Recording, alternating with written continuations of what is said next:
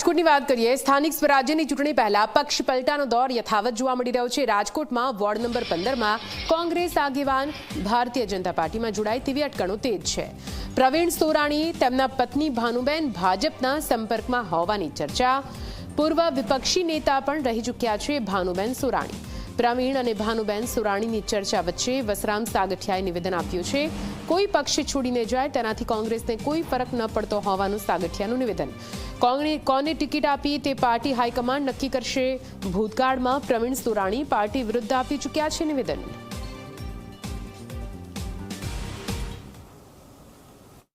રાજકોટ મહાનગરપાલિકાની ચૂંટણીનું કાઉન્ટડાઉન શરૂ થઈ ચૂક્યું છે અને કોંગ્રેસ દ્વારા ઉમેદવારોના નામ છે તે જાહેર કરવામાં આવી રહ્યા છે। આપણી સાથે વસરામભાઈ સાગઠિયા છે, તેઓ 15 નંબરના સંભવિત ઉમેદવાર છે।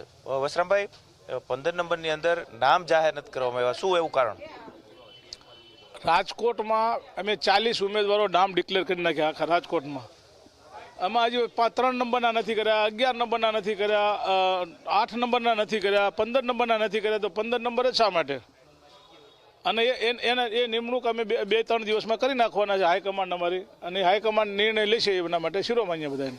ગુજરાતના મુખ્યમંત્રી રહી ચૂકેલા માણસ જ્યારે કોંગ્રેસ છોડીને ભાજપમાં ગયા હતા ત્યારે આખા ગુજરાતમાં 84 સીટો કોંગ્રેસની આવી હતી વિધાનસભામાં।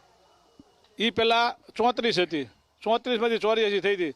એટલે કદાચ કોઈ એમ કે હું આ વે ગયા આવું ફેર પડશે, એવો ફેર ન પડે। અંતે તો પબ્લિકે નક્કી કરવાનું છે, જે વોર્ડના વિસ્તારના લોકો એને નક્કી કરવાનું છે। શું લાગે છે કે પક્ષ પલટો કરીને ભાજપમાં જાય અથવા તો કોંગ્રેસમાં ટિકિટ ન આપવામાં આવે એની ડરને કારણે આ પ્રકારે તે પગલું ભરતા હોય? ટિકિટ આપવી ન આપવી તો પક્ષ પ્રમુખનું અને એ લોકોનું હાઈકમાન્ડની કમિટીનું કામ છે।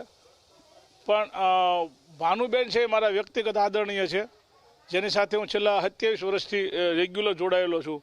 એટલે એમાં એ જવાથી મને વ્યક્તિગત સંબંધમાં દુઃખ થાય, બાકી પક્ષને કોઈ ફેર નહીં પડે।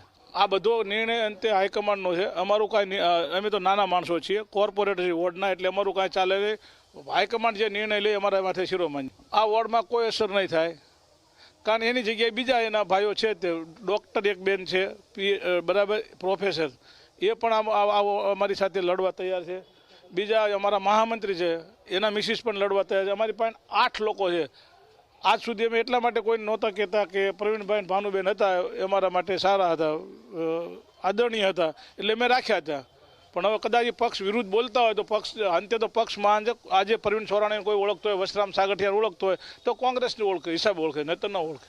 ચોક્કસ જ વસરામભાઈ સાગઠિયા હતા કે તેઓ સંભવિત ઉમેદવાર વોર્ડ નંબર 15ના છે અને તેમને સ્પષ્ટ રીતે કહ્યું છે કે પ્રવીણ સોરાણી અને ભાનુબેન સોરાણી પક્ષ છોડીને જાય તો પક્ષને અને વોર્ડ નંબર 15ની અંદર તેમની કોઈ અસર છે તે જોવા નહીં મળે। ખાસ કરીને 15 નંબરનું જે કોકડું ગૂંચવાયું છે તે ટિકિટને લઈ અને નામને લઈને કોકડું ગૂંચવાયું છે, અને હવે કઈ રીતના કોંગ્રેસ તેનું ડેમેજ કંટ્રોલ કરે છે તે પણ જોવું સૌથી મહત્વનું રહેશે। કેમેરા પર્સન ઉદય પવાર સાથે ગૌરવ દવે, ઝી મીડિયા, રાજકોટ।